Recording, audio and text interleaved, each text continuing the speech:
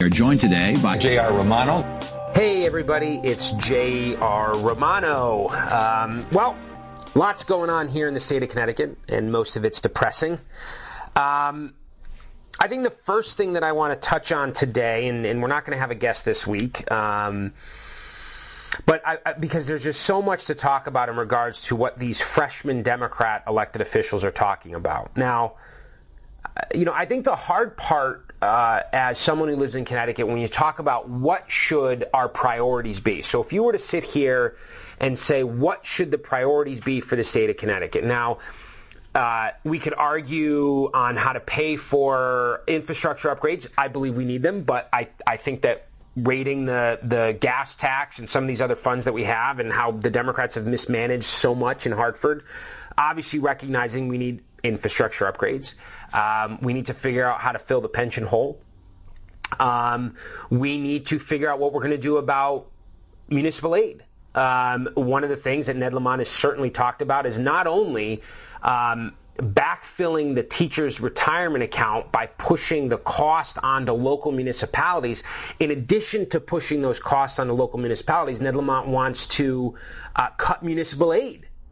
So when you think about all that's happening in the state of Connecticut and what the impact could be on a small town like Seymour, like Norwich, even though Norwich is not small, but it's a blue-collar town, Ledyard, Enfield, Somers, Suffolk, like all these small towns and the damage that can be done to them because of what these policies, what these freshman Democrats are talking about, and they're prioritizing in their first speech and their first moment to address the state of Connecticut in its entirety.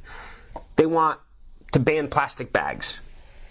That was one. It's a passion of mine, I think, and actually here I'll play the clip. My name is Will Haskell. I look forward to working with this committee on banning plastic bags, which is a passion of mine. My name is Will Haskell. I also look forward to working with this committee on banning plastic bags, which is a passion of mine. It's a passion of mine. You know what a passion of mine is? Is to help people pay off their car, help people find a better job, help put more money in people's pockets so they don't have to worry about feeding their children. That should be the passion of these legislators. No. Instead, they want to have conversations about straws and plastic bags because at the end of the day, their policies will not accomplish the goals that I just laid out. They will not help the middle class become more prosperous. They will not help a family struggling get to a college savings account, get to a more affordable house. They have no interest in doing that because their policies don't accomplish their goals, which is why they want to talk about issues like plastic bags. Here's another great one. So just so that anyone out there, my mother was a history teacher. I love history. It's actually one of the reasons why, I actually, as a college student, I wanted to major in political science, but I kept getting I kept getting in arguments with the professors over what political theory was versus political fact. And I'm sure any Republican out there listening will understand exactly what I mean when I say that. I prefer to think on my own, and I wasn't really getting that in the political science department, so I switched to history because you can't argue over what happened, right? It happened. The laws that were passed, the military victories or losses, or the reasons we did things. So history was more based in fact. And what I find so fascinating, and again, coming as a child of a teacher, you have the state representative. I'm just going to play the clip. My name is Christine Palm. I think we need to teach climate chaos, and it should be mandated. I think we need to teach climate chaos, and it should be mandated.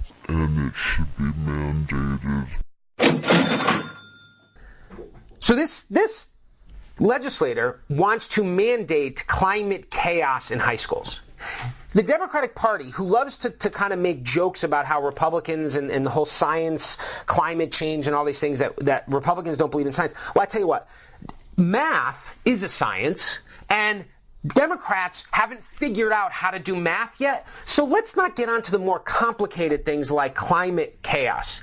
And what everyone needs to understand in the state of Connecticut, things like the Holocaust are not mandated in terms of education. And this woman wants to mandate climate chaos? And here's the best part. This is how ignorant many of these legislators are. So you say to a school district, we're going to mandate climate chaos, not understanding where the textbook's coming from. Because if what they don't understand about the process, nor do they care how the process works, because they simply just want to get a press clipping about how compassionate and loving they are. They don't understand that it's not that simple to just demand curriculum. And again, this is the fundamental problem with the Democratic Party. Everything they do is surface. It is not an in-depth analysis of the impact of the policies. I'm not even, you can go back and listen to my argument on the minimum wage and how it will devastate middle-class families, because once you get past a certain point, the Democrats, their policies don't hold water. And this is a prime example, mandating some point of some subject, which I don't even know if it's a real subject, that they have enough even curriculum developed. Like, who's buying the book? Who's the author? Are they going to have, is it going to be the people that subscribe to the idea of climate chaos, or there's going to be those that kind of make an argument that it doesn't matter how much money we spend, the climate will change? I don't know.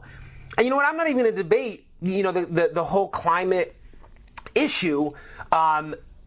It's just, it demonstrates how out of touch these legislators are. I mean, of course, my favorite being, Josh Elliott. I speak today as a small business owner and not as a representative. Our minimum wage has not kept up with inflation. Of course, that as a small business owner, he would probably certainly pay his employees a $15 an hour living wage, right? Well, if you picked $15 an hour for a deli team member at Elliott's Common Bond Market, you'd be wrong.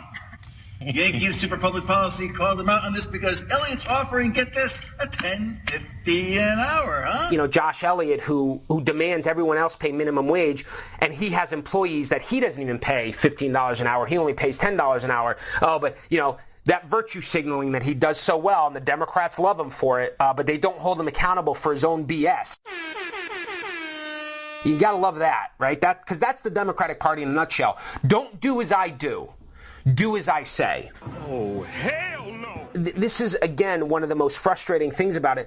And, of course, my favorite, having grown up with a mom who was a teacher, a middle-class family. My father struggled with addiction in and out of the house. I was fortunate that he did come back.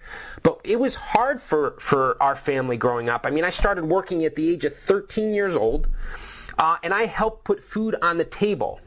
And what is so fundamentally disturbing is that this freshman senator from Greenwich, Connecticut, past the Grey Poupon, right? From Greenwich, Connecticut, her first act is to introduce legislation to bring tolls back to the state of Connecticut.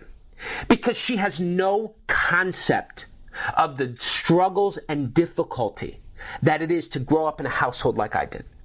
Would you have any Grey Poupon? My mother, if you were to look at my mother back then, and you were to say, hey, Linda, the state of Connecticut is going to require you to pay about $1,000 more a year in tolls. No! God, please, no! Oh, and by the way, we're going to raise the minimum wage, which is going to cost maybe a 6 to 7% cost increase in the cost of everyday goods. No! No! And the property you own, we're going to tax a little bit higher because we really didn't manage our finances that well in Hartford. So we're going to need probably an additional $3,000 a year from you and your family. No! Because that's what this Greenwich Democrat is asking all of us to pay. Would you have any Grey Poupon? They are so out of touch. And anyone listening to this, it is not time to complain. It's time to work. Let's get ready to rumble! Y'all ready for this? Because these Democrats that come from these wealthy districts are really scary, because not only do they have no concept of the struggles of everyday life, they really don't understand what it's like to look at the end of the day and say, and I've mentioned this before, do I fix the window or do I fix my car? Do I pay off that credit card or do I pay the heating bill? Right? These are conversations that they don't have, that are not real to them. So an additional $3,000 to the state of Connecticut, it's worth it. It's worth it because we're going to have brand new sidewalks. Hell yeah. They have no concept. And what's dangerous about them is they're arrogant because they believe they're doing it in the best interest of your family. Would you have any Grey Poupon? When you tell them, my family we need to be able to pay less for milk and bread. Don't drive the cost up on me, because that's what they're doing. These wealthy Democrats are so arrogant and think they're better than the rest of us. They're going to tell us what's best for us. That is when things get very dangerous. When you look at the last election, you look at the results, and you look at where the Democrats won, it is people who have no idea the burden of living a middle-class life. And when you try to have reasonable conversations with them about our Connecticut economy, they scream Trump. For the first time ever anywhere, the 45th President of the United States of America, Donald. They scream about all these federal issues because they don't have the ability to comprehend the damage they're doing, because in their minds, they're morally superior. They believe they're better than us. And when all you have to do is look at the arguments, this will help. We're helping people, but you're not. Because the last time that I checked, that single mom, that dental hygienist making $65,000 a year, she doesn't care how pretty a bridge is. What she cares about is that her son or her daughter has a college savings account. Or that maybe they buy a home with a yard instead of renting. Or maybe she gets to pay off her car so that she can not have to worry about buying groceries at the end of the month. Those are the realities of so many people in the state of Connecticut that these Democrats have no idea. No idea. Would you have any Grey Poupon? But of course. So here's what I'm asking for. Don't complain about it. We have to work. We have 5 special elections coming up. 5, which could mean the difference between, say, having tolls. It could mean the difference between a higher minimum wage, which would devastate the middle class. We need people to go out and work in these special elections. We have several of these races were very close. And I cannot stress to you enough, over the next 30 days, volunteer some time. Volunteer some treasure. If you can support these candidates, you must. Because it could mean the difference between getting tolls, getting a higher tax increase, watching your property tax rise. You could be that difference. Anyone listening to this podcast could be the difference in winning those elections. Because we have great candidates. But at the end of the day, the candidate can only do so much. They cannot win without our labor. They cannot win without our treasure. So I'm asking anyone out there, contact our office, 860-426-1920 if you want to volunteer.